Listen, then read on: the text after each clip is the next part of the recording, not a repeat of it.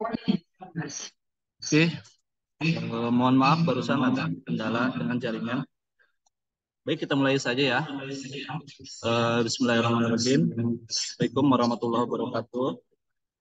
Selamat selamat siang waktu Indonesia Barat dan selamat sore waktu Indonesia Timur.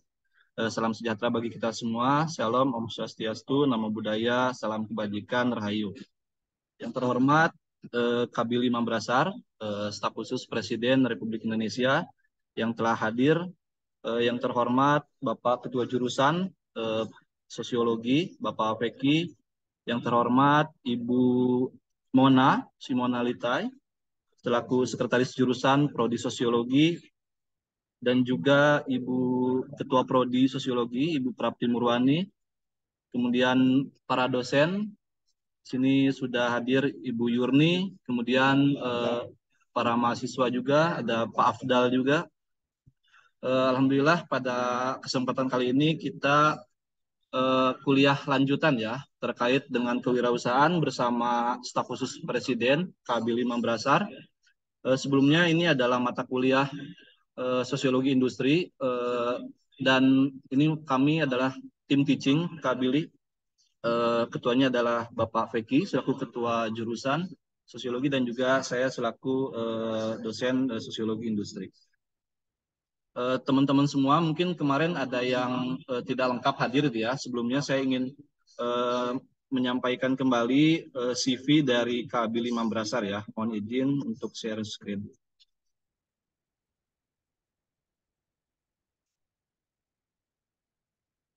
Apa sudah terlihat? Oke, ini riwayat dari Kabil Imam Brasar. Beliau menamatkan S1 di ITB. Kemudian S1 lagi di University of London International Program, London School of Economics, jurusan Politik and International Relation. Kemudian S2 MBA-nya di Australian University. Kemudian MSc di Oxford University dan terakhir di Harvard University, jurusan Pembangunan Manusia dan Psikologi. Kemudian karir beliau saat ini sebagai Staf Khusus Presiden Republik Indonesia, beliau telah memberikan nasihat dan insight kepada Presiden dalam rangka percepatan pembangunan di Indonesia Timur. Fokus areanya adalah di bidang pendidikan, kewirausahaan, inovasi, dan juga pengembangan pemuda. Telah membantu dalam menulis 28 memo kebijakan yang telah diterjemahkan menjadi instruksi Presiden dan juga kebijakan nasional. Luar biasa. Yang kedua adalah Duta Indonesia SDGs, bekerja di bawah pengawasan Sekretariat Nasional SDGs, melapor kepada Menteri untuk mengadvokasi strategi SDGs untuk dimasukkan dalam rencana strategis badan pemerintah, pemerintah daerah, sektor swasta, dan juga nirlaba di seluruh Indonesia. Kemudian telah terlibat juga dengan 22 gubernur untuk memasukkan SDGs dalam dokumen perencanaan pembangunan daerah mereka.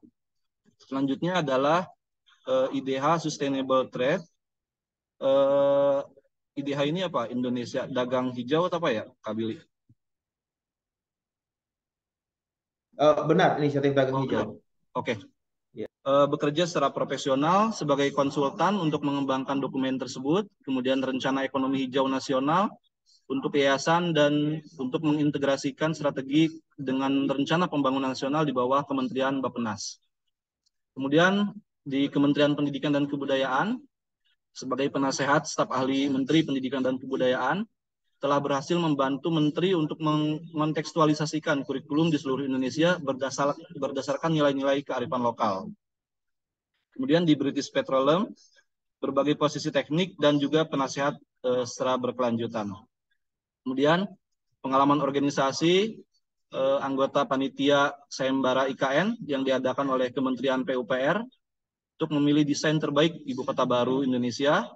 Kemudian anggota Perhimpunan Ahli Pertambangan Indonesia, anggota SDGs dan penasehat Kementerian Bappenas, kemudian Presiden Mahasiswa Universitas Kristen Advent di Jawa Barat, kemudian Young Southeast Asian Leader Initiative dari Departemen Luar Negeri Amerika Serikat, kemudian World Islamic Economic Forum Fellow, dan juga Indonesia Youth Diplomacy.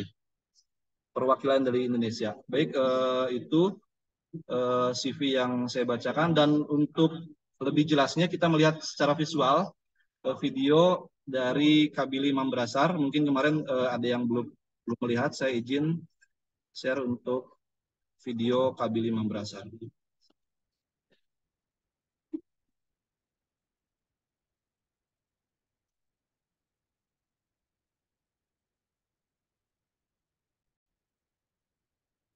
Saya banggakan, tapi yang sering ketemu saya adalah Mas Billy Mambrasar, karena dia adalah staf khusus saya.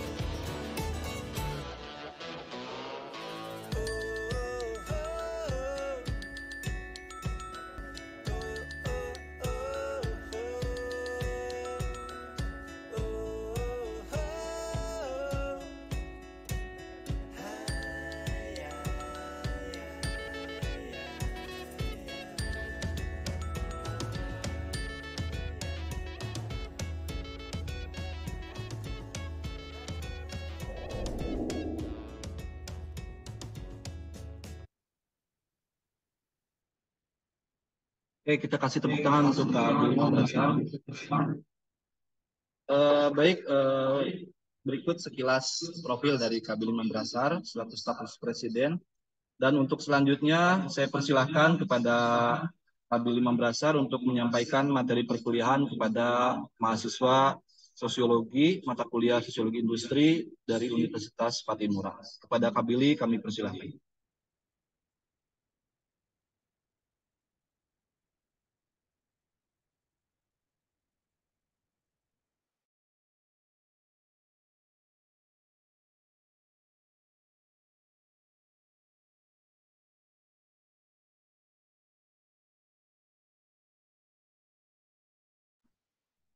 Oke, Assalamualaikum warahmatullahi wabarakatuh.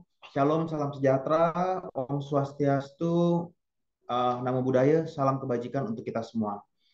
Pertama-tama, saya ingin menyapa dengan hormat dekan, kemudian mungkin wakil dekan, lalu ketua prodi, kaprodi, dan seluruh jajaran dosen serta pengajar yang saya hormati dan saya hargai, dan juga seluruh mahasiswa yang hari ini hadir untuk kuliah kita.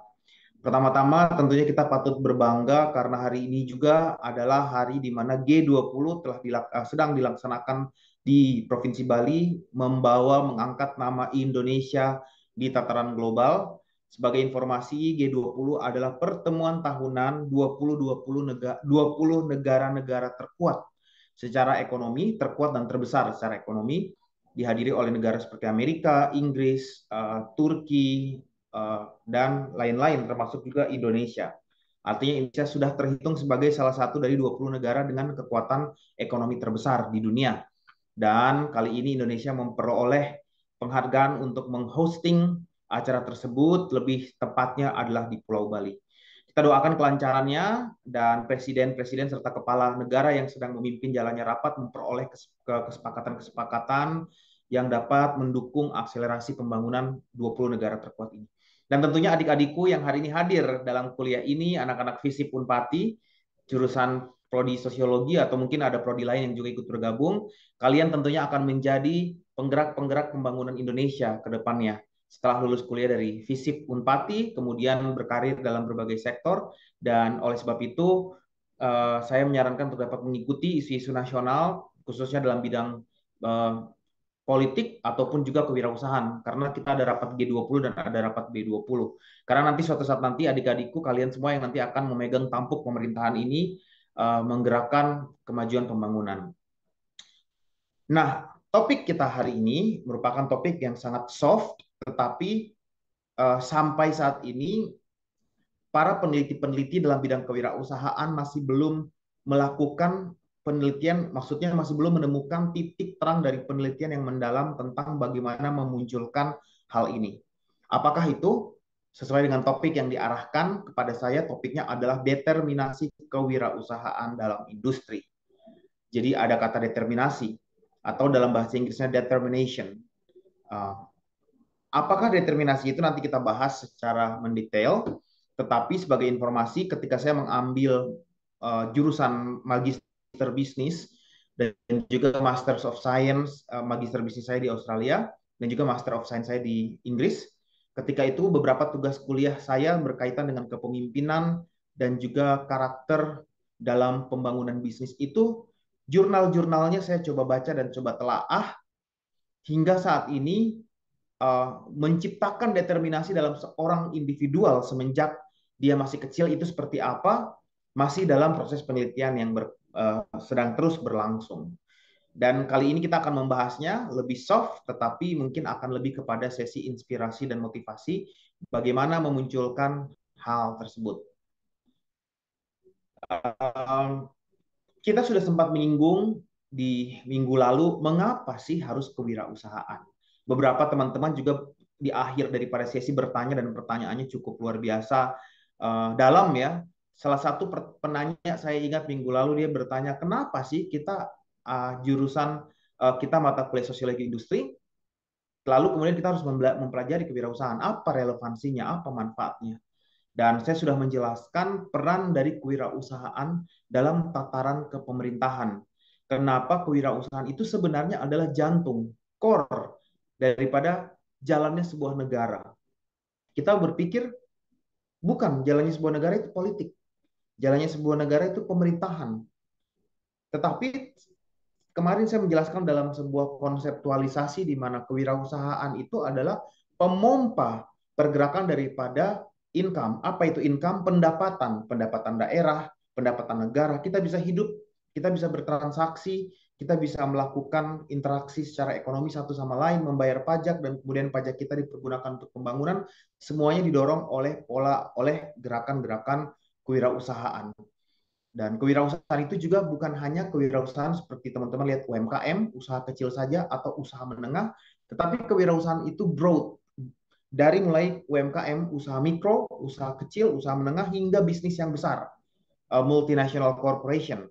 Kalau saat ini kita lihat di Provinsi Maluku, tentunya kita tidak asing mendengar Blok Masela, misalnya ya, Blok Masela yang akan dikembangkan gas alamnya. Nah, ini bagian daripada sebenarnya enterprise, bisnis, kewirausahaan.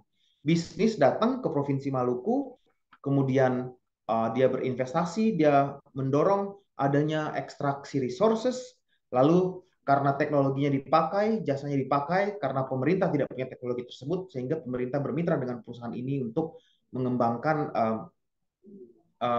mengekstraksi resources tersebut. Sebagai imbalan terjadilah pembagian income antara pemerintah dan perusahaan. Nah, income yang diperoleh oleh pemerintah dalam bentuk pajak ataupun pembayaran royalti masuk dan dipergunakan oleh masyarakat Provinsi Maluku dan masyarakat Indonesia secara keseluruhan untuk membangun daerahnya dan menghidupi masyarakatnya. Nah, inilah kenapa kewirausahaan itu penting. Nah, itu dalam level yang besar. Nah, sekarang untuk kita sendiri, mahasiswa, apa sih kewirausahaan itu? Kenapa penting? Kemarin sudah saya jelaskan di minggu lalu, kewirausahaan itu bisa dipergunakan untuk menyelesaikan permasalahan sosial. Kewirausahaan juga bisa mengurangi kesenjangan income antara masyarakat. Misalnya, ketika teman-teman lulus kuliah dengan gelar sarjana dari Unpati lalu tidak bisa mencari pekerjaan, nah kemudian opsi yang bisa teman-teman lakukan adalah kemudian berwirausaha. Nah, berwirausaha itu memberikan kesempatan kepada adik-adikku, teman-teman semua untuk meningkatkan income. Dan ketika income-nya sudah naik, walaupun tidak bekerja sebagai PNS atau sebagai pegawai perusahaan, tetapi dengan berusaha, memiliki usaha, maka terjadi peningkatan income dan mengurangi kesenjangan dan ketidaksetaraan daripada pendapatan tersebut.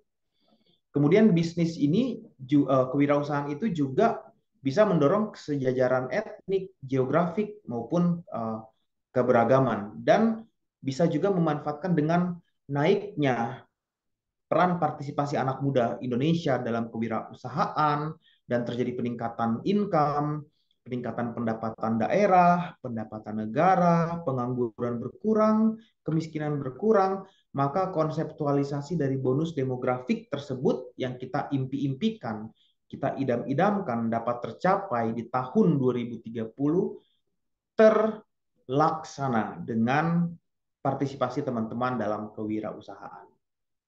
Nah, saya juga sempat menyinggung minggu lalu bahwa tingkat pengangguran dan kemiskinan di Indonesia itu sangat tinggi. Dan provinsi-provinsi Indonesia Timur seperti Maluku, Papua, Papua Barat itu termasuk dalam jajaran tertinggi secara nasional juga.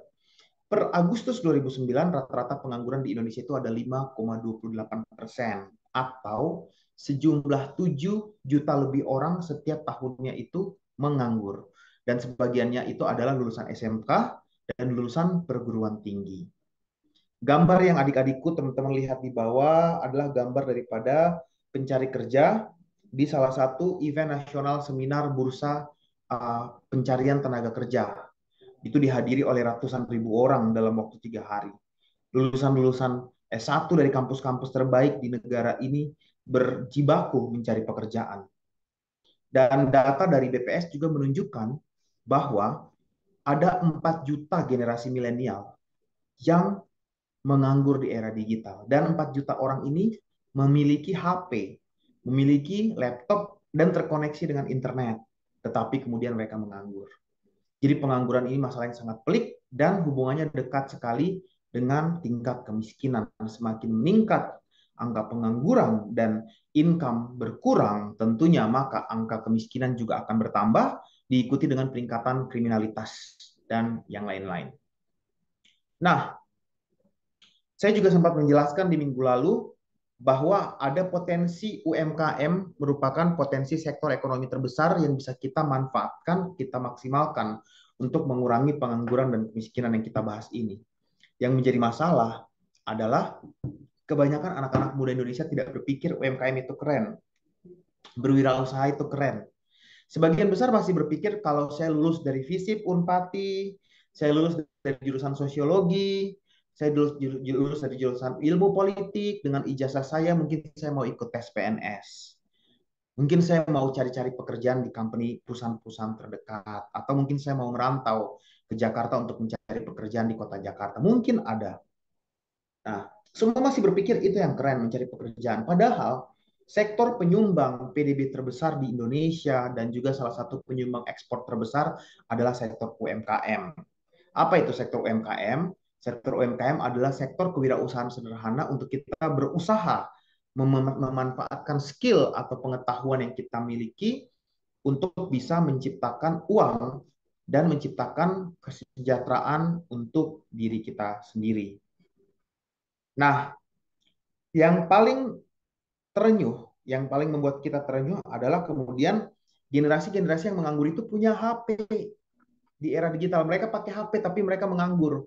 Padahal dengan HP dan koneksi internet mereka, mereka bisa melakukan usaha-usaha sederhana yang memanfaatkan konektivitas digital mereka. Tetapi tidak kebayang karena bagi mereka, bagi kita sebagian besar, kewirausahaan, pelaku usaha, berusaha itu bukan menjadi bagian yang penting atau esensial atau tidak keren, tidak cool. Kita lebih baik menjadi PNS atau pekerja saja.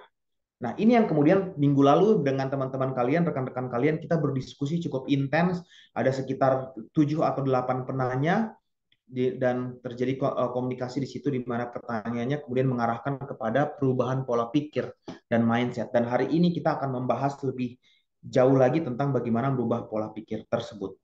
Nah, minggu lalu saya memperkenalkan tokoh-tokoh inspiratif Indonesia dalam sektor entrepreneurship, di mana mereka lulus dengan gelar sarjana, bahkan dengan gelar S2 dari kampus-kampus ternama di dunia, dan sebagian juga dari kampus lokal.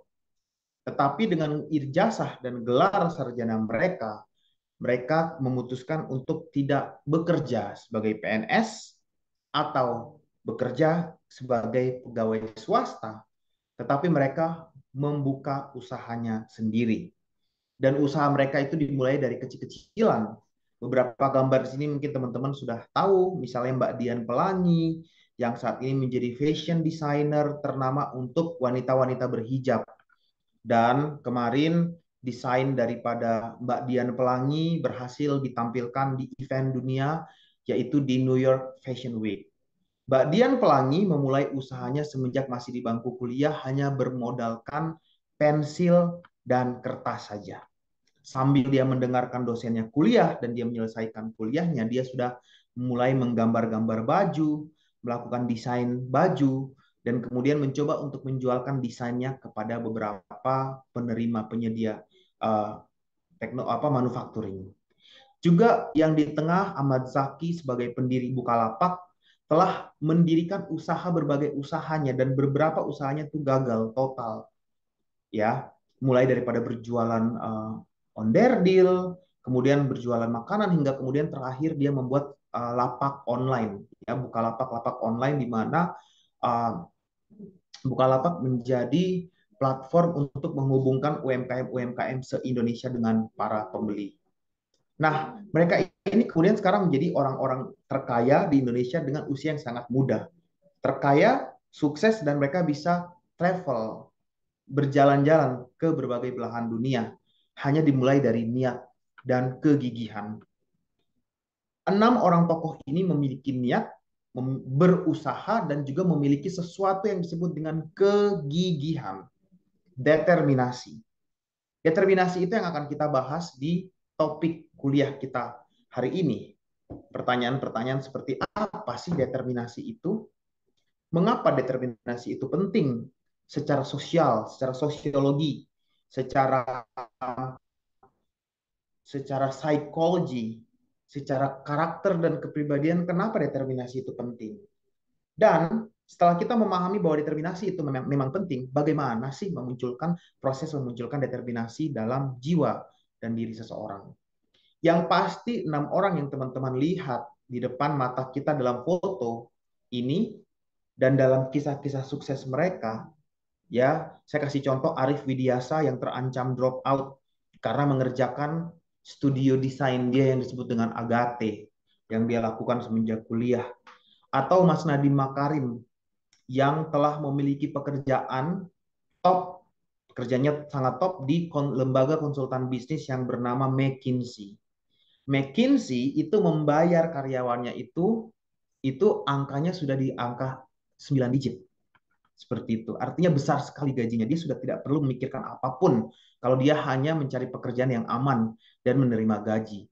Tetapi Mas Nadiem memutuskan mengundurkan diri untuk berusaha, membuat Gojek, dan membuat dia menjadi salah satu orang terkaya di Indonesia. Dan dia telah mengalami 3 kegagalan yang cukup membuat dia jatuh dalam trauma yang mendalam, sebelum kemudian usahanya bangkit kembali sukses. Dan ini karena ada kekuatan dari dalam dirinya, determination. Ya, di dalam diri keenam orang ini, walaupun gagal berkali-kali, tetapi mereka bangkit lagi dan mereka berusaha bangkit dari kegagalan tersebut untuk kemudian sukses dalam bisnis yang mereka kelola. Nah, sekarang kita melihat sifat seorang wirausahawan itu apa sih? Kita sudah membahas minggu lalu. Sifat seorang wirausahawan itu adalah satu, percaya diri. Ya, jadi kalau kita melihat di sini, saya bisa melihat wajah-wajah teman-teman dari video saya di sini ya. Saya bisa melihat nih wajah-wajah yang percaya diri itu siapa aja nih wajahnya. Terlihat antusias, ya menulis seperti adik yang berbaju merah, duduk paling depan berkacamata, ya. Dia menulis, mendengarkan, dan ada aura, wah di Zoom nih, ada aura percaya dirinya yang bisa terpancar walaupun kita jaraknya ribuan kilometer, saya di Jakarta, tetapi aura percaya diri seseorang, aura kepemimpinannya dan aura motif berprestasinya itu sudah terasa walaupun hanya lewat video, ya. Jadi motif berprestasinya tinggi, fokus mendengarkan, ingin memperoleh ilmu, bertanya dan memfollow up walaupun nilainya kecil, rendah, dia kejar lagi. Motif berprestasi sangat tinggi. Kemudian kepemimpinannya ada. Kemudian rasa percaya dirinya ada, walaupun salah, tetapi dia tetap maju untuk memimpin, untuk mencoba. Kemudian perspektifnya itu jauh ke depan. Jadi temannya cuma melihat nih, kalau teman-teman lihat kiri kanan, teman-teman mungkin teman-teman di sebelahnya tuh mungkin cuma berpikir, saya tidak, beta saya perlu lihat jauh-jauh ke depan, ke muka. Paling beta lihat 1 tahun 2 tahun ke depan, lulus kuliah, dapat ijazah, apply pekerjaan, PNS, cukup, kawin, berkeluarga, cicil rumah, demikian. Nah, tapi orang yang punya perspektif ke depan itu dia berpikir jauh lebih daripada itu. Dia berpikir, saya siapa? Saya mau menjadi seperti apa ke depannya? Apa perspektif saya di masa depan nanti? Ini sifat dari seorang wirausahawan. Kemudian kreativitas tinggi. Dan kalau kreativitas kita tidak perlu tanya dari orang-orang Indonesia Timur, itu sudah ada dalam DNA ya. Hanya perlu untuk kreativitas itu dikelola dengan kedisiplinan, perspektif dan kerajinan, maka akan berbuah sukses. Nah, komitmen terhadap pekerjaan. Apa sih komitmen terhadap pekerjaan? Ketika diberikan tanggung jawab, misalnya teman-teman saat ini menjadi anggota panitia, apakah panitia Idul Fitri, halal bihalal, atau panitia Natal di kampus, ketika tanggung jawab itu diberikan, maka teman-teman komit sekali terhadap pekerjaan dan bekerja mengerjakannya sampai lulus. Kemudian sampai memperoleh kemandirian. Nah, ini sifat dari seorang wirausahawan. Dan minggu lalu juga saya telah menyampaikan tips dan trik kuliah dari teman-teman mendengar CV yang dibacakan. Dan puji Tuhan, hari ini saya mau memberikan kabar gembira juga dan saya mau sharing pertama kalinya nih secara publik di Unpati bahwa tadi pagi saya sudah memperoleh surat resmi dari University of Pennsylvania, salah satu kampus dari Ivy League ya, kampus terbaik juga di Amerika Serikat, kampus terbaik di dunia. Di mana saya diterima untuk melanjutkan program doktoral saya yang sejatinya harusnya saya selesaikan di Harvard, tapi bisa saya lanjutkan untuk di University of Pennsylvania atau UPenn. Dan akan dimulai di Januari 2023, puji Tuhan. Jadi teman-teman lihat mungkin, Kakak Billy ini pintar, mungkin nilainya tinggi, tapi saya mau mengaku dosa buat adik-adikku teman-teman, bahwa saya itu terancam DO.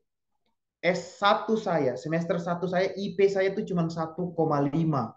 Dan kalau IP semester 2 saya itu di bawah 2, aturan kampus saya mewajibkan saya untuk drop out. Langsung, otomatis. Seperti itu. Jadi di semester pertama ketika IP saya 1,5 itu saya stres luar biasa. Dan saya kejar, saya berusaha, saya minta tolong ke sana, saya minta tolong ke sini. Karena kenapa? Saya waktu kuliah itu saya tidak dikirim orang tua uang sepeser pun.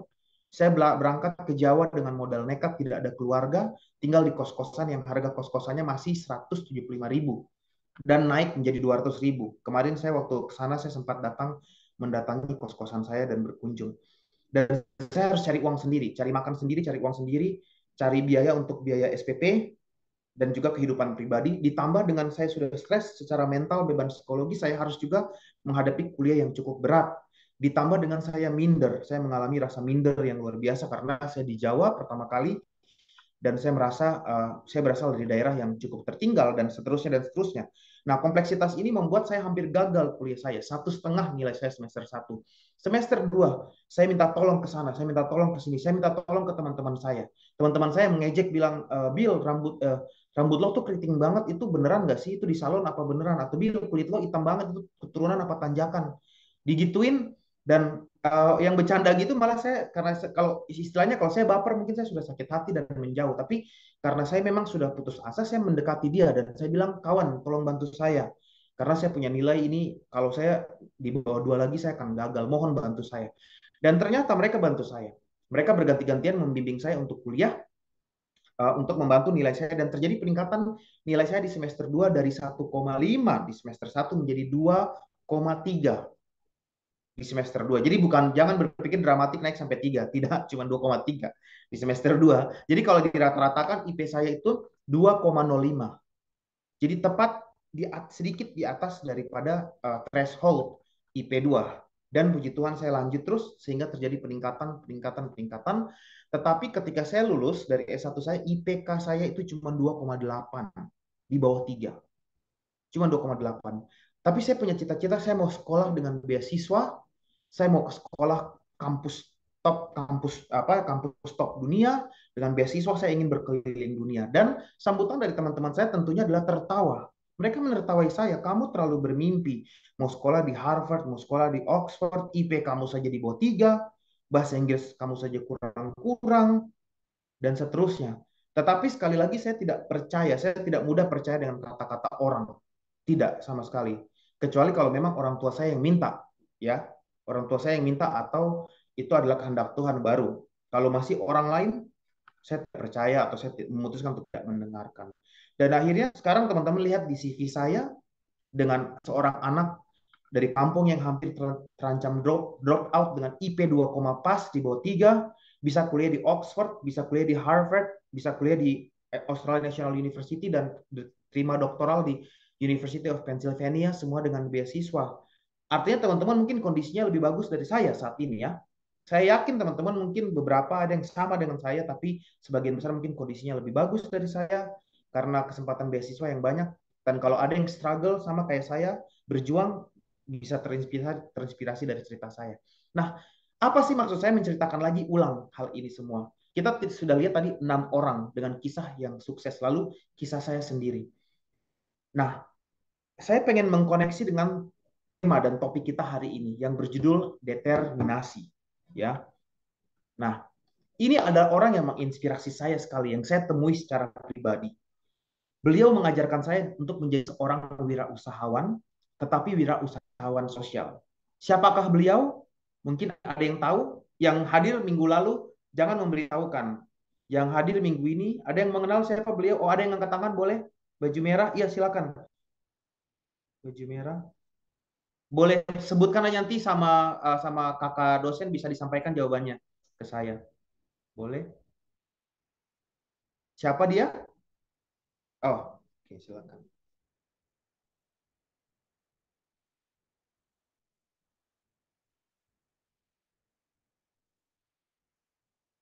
Nama beliau Muhammad Yunus. Benar sekali, nama beliau Muhammad Yunus. Boleh dijelaskan Muhammad Yunus itu siapa? Kenapa dia spesial? Dia siapa yang Adinda ketahui dia ini siapa? Dia kenapa sampai dia terkenal? Setahunya saja.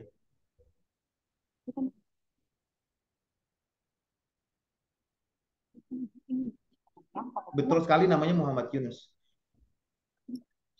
Dia adalah, oke, saya bantu. Oke, ada yang mau membantu yang yes, silakan. Apa? Social entrepreneur, Pak. Social entrepreneur, betul. Tapi dia memperoleh penghargaan yang sangat spesial sekali. Ada yang tahu kira-kira yang lain?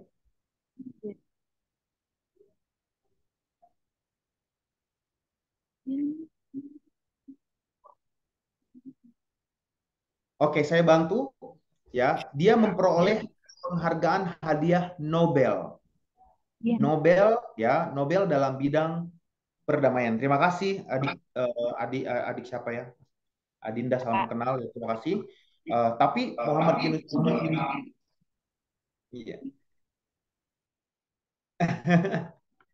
Ya, Muhammad Yunus ini memperoleh hadiah dalam hadiah Nobel, Nobel Peace Prize, seorang Muslim dari salah satu negara termiskin di dunia yang sempat dianggap sebagai negara gagal, memperoleh hadiah Nobel. Hadiah Nobel ini hadiah yang istimewa, bahkan orang Indonesia satupun belum pernah ada yang mendapat hadiah Nobel. Hadiah Nobel ini diterima itu rata-rata oleh orang Eropa, orang Inggris, orang Amerika, tapi beliau membuktikan beliau memperoleh hadiah Nobel. Apa sih yang sebenarnya dilakukan oleh beliau? Jadi, ketika beliau selesai kuliah di Amerika, memperoleh gelar doktor, kembali dan dia mengajar di kampus lokal di Bangladesh. Setelah dia mengajar, dia pulang setiap kali dia pulang mengajar, dia profesinya dosen, sama kayak Kakak Jurni, Ibu Prapti, Ibu Simona, ya. Kakak Jurni kembali dari Amerika langsung mengajar di Unpati, ya, sama kayak begitu ceritanya. Nah, ketika dia mengajar di kampusnya namanya Dhaka University, saya sudah sampai di Dhaka University. Dan teman-teman perlu tahu ya, Dhaka University ini adalah kampus terbesarnya Bangladesh. Tetapi kalau kita bandingkan Unpati dengan Dhaka University, Unpati jauh lebih bagus dan lebih tertata daripada Dhaka University. Saya masuk ke dalam Dhaka University, di dalam kampus ini saja ada sapi, dan sapi buang air besar di dalam halaman kampus.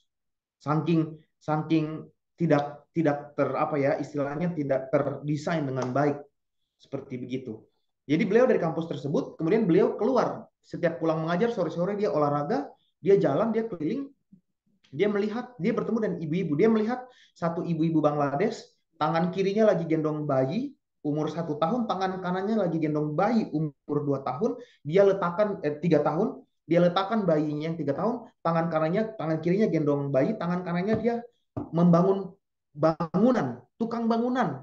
Seorang ibu rumah tangga urus bayi jadi tukang bangunan, lagi membangun rumah orang, dan dia menjadi pekerja konstruksi. Dia berpikir, waduh, ini wanita-wanita di Bangladesh harus mengurus anak, mengurus rumah, tapi juga jadi pekerja kasar. Dia bertanya ke ibu itu, dia tanya, Bu, kenapa ibu jadi pekerja? Dia bilang, karena saya tidak punya pekerjaan lain, saya cuma lulusan SD, saya juga buta huruf. Saya nggak selesaikan SD saya karena saya buta huruf. Dan saya terpaksa menikah secara dini, pernikahan dini. Kenapa ibu tidak punya usaha, ibu tidak bikin usaha misalnya jual-jual kue atau jual-jual makanan? Terus ibunya jawab, saya tidak bisa dapat modal.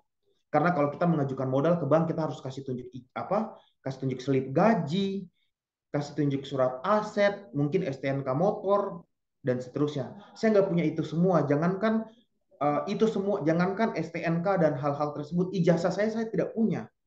Dan saya tidak bisa baca. Dia bilang kayak gitu. Dari situ Profesor Muhammad Yunus ini yang hatinya itu langsung terenyuh. Dia bilang, sebagai seorang umat Tuhan, saya harusnya melakukan sesuatu. Saya tidak bisa menikmati hidup ini hanya untuk saya sendiri. Saya seorang doktor, saya dari Amerika Serikat, saya punya pekerjaan bagus sebagai seorang dosen, gajinya digaji tetap, saya punya hidup yang cukup. Tetapi orang lain di sekitar saya kurang. Jadi apa yang teman-teman tahu dia lakukan? Dia gajinya itu dia simpan 70%, hanya dia pakai 30%. 70% yang dia pakai itu dia pakai untuk bukan dia berikan, dia tidak berikan ke ibu-ibu itu. Dia bilang ke ibu-ibu itu, Ibu, tolong data ibu punya teman-teman yang ada di sini yang bekerja sebagai pekerja kasar. Ibu sebut nama mereka di mana, dan saya mau bantu ibu-ibu untuk berusaha kecil-kecilan saja dengan gaji saya, tapi saya tidak mau kasih ibu-ibu pinjaman. Kenapa dia tidak mau kasih ibu-ibu pinjaman? Dia tidak mau kasih ibu-ibu pemberian, kasih free saja, free seperti itu. Tidak mau dia. Saya mau meminjamkan dan ibu-ibu harus mengembalikan, tapi bunga yang saya kasih kecil sekali. Bunganya kecil sekali. Terus ibu-ibunya bilang, lah Pak, nggak boleh dong. Kenapa berbunga dan kenapa harus meminjam? Terus dia bilang gini, Bu, bunga tersebut dan hasil pinjaman nggak akan saya pakai untuk keuntungan saya. Kita akan pakai sama-sama untuk membantu ibu-ibu yang lain. Kita kembalikan untuk membantu orang lain. Dan kalau saya memberikan kepada ibu pemberian, Apa jaminan ibu akan mengembalikan ke saya dan membantu orang lain? Bisa jadi ibu pakai uangnya untuk makan, ibu tidak pakai untuk usaha, tidak ada rasa tanggung jawab untuk ibu kembali mengembalikan. Itulah kenapa saya memberikan pinjaman. Dan ibu tidak usah kasih STNK motor, ibu tidak usah kasih tunjuk surat slip gaji, tidak perlu. Ibu cukup dengan rasa percaya, modal percaya, ibu akan mengembalikan. Saya yakin ibu akan kembalikan. Dan itu yang Profesor Muhammad Yunus lakukan. Dari satu ibu yang dia bantu, berkembang menjadi 5 ibu-ibu yang dia bantu, berkembang menjadi 100, berkembang menjadi 1000, dan menjadi jutaan. Jutaan perempuan Bangladesh keluar dari kemiskinan hanya dengan bermodalkan 9.000 rupiah. 9.000 rupiah saat itu krunya. Kalau sekarang berarti 14.000 ya. $1. Hanya dengan bermodalkan 14.000 rupiah per ibu, dia mengeluarkan jutaan perempuan dari kemiskinan. Waktu saya membaca bukunya itu, saya keluar air mata saya dan saya bilang, saya mau menjadi seperti Muhammad Yunus. Saya bilang kayak begitu.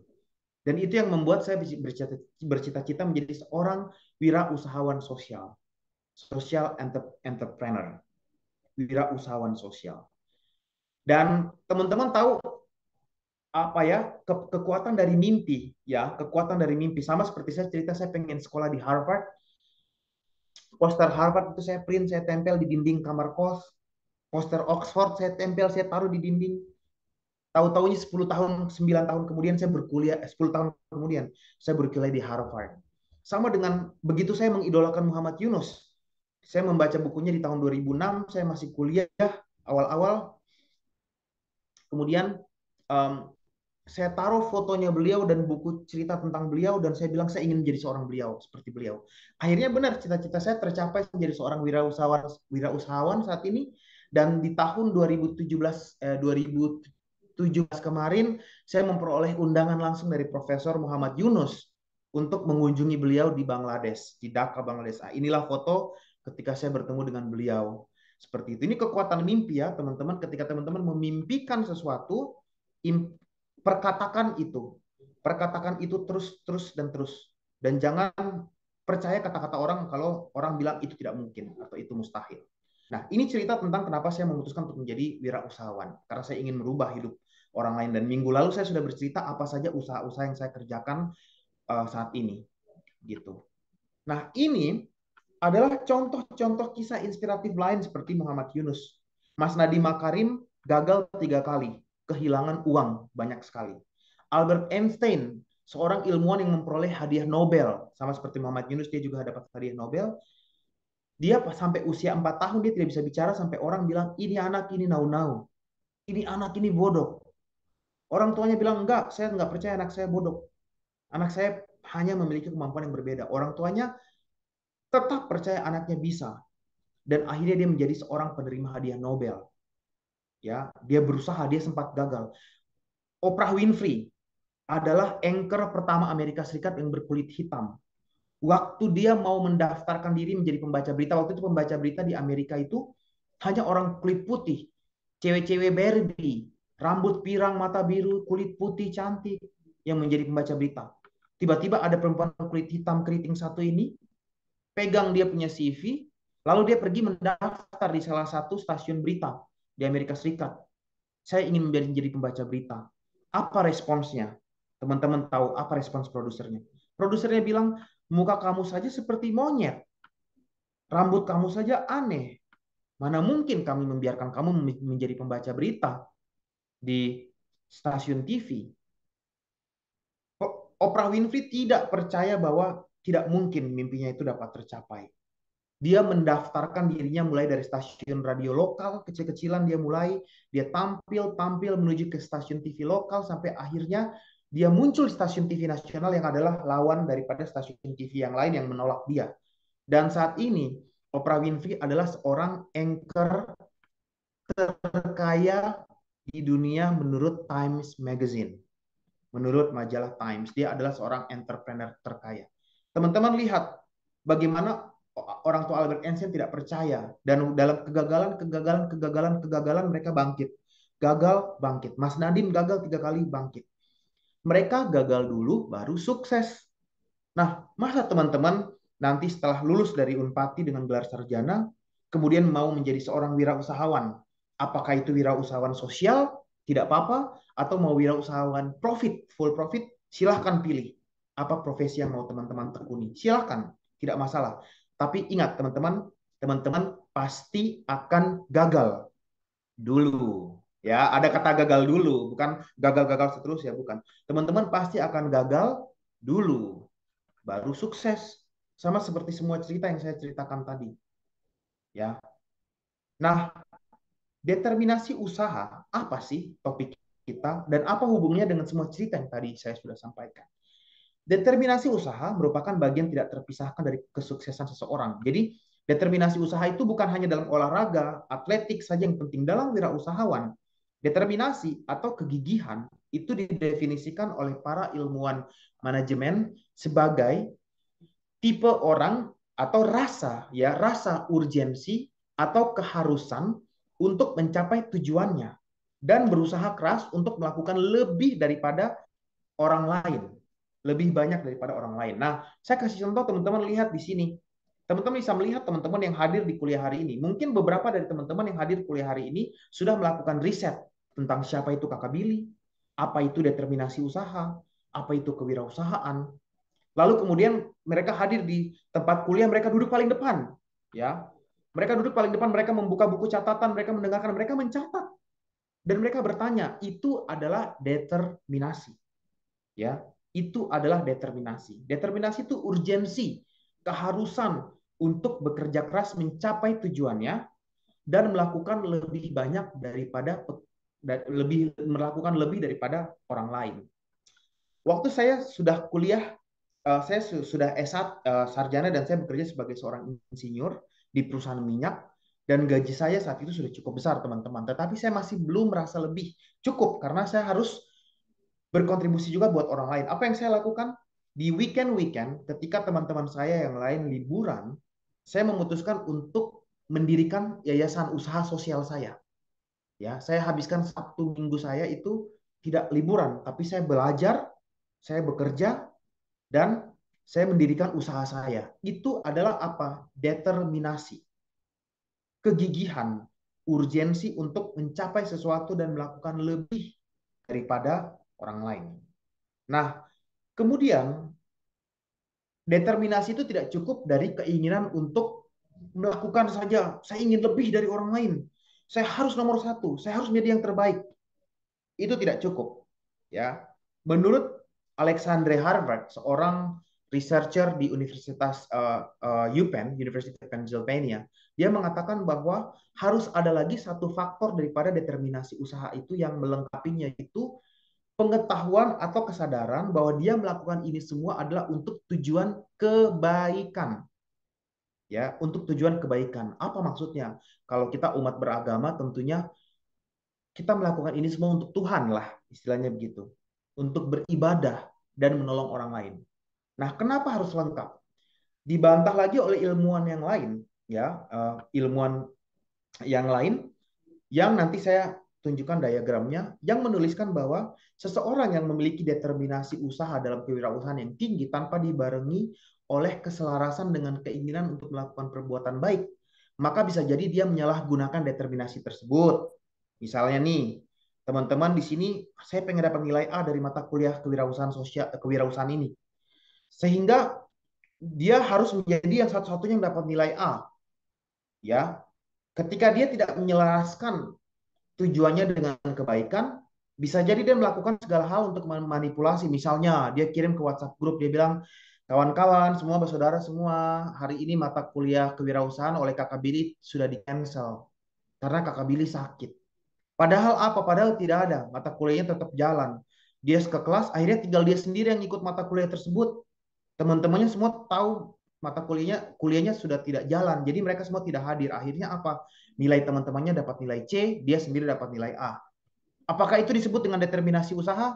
Tidak, teman-teman. Karena determinasi usaha itu adalah urgensi keinginan untuk sukses yang harus dibarengi dengan diselaraskan dengan perbuatan baik.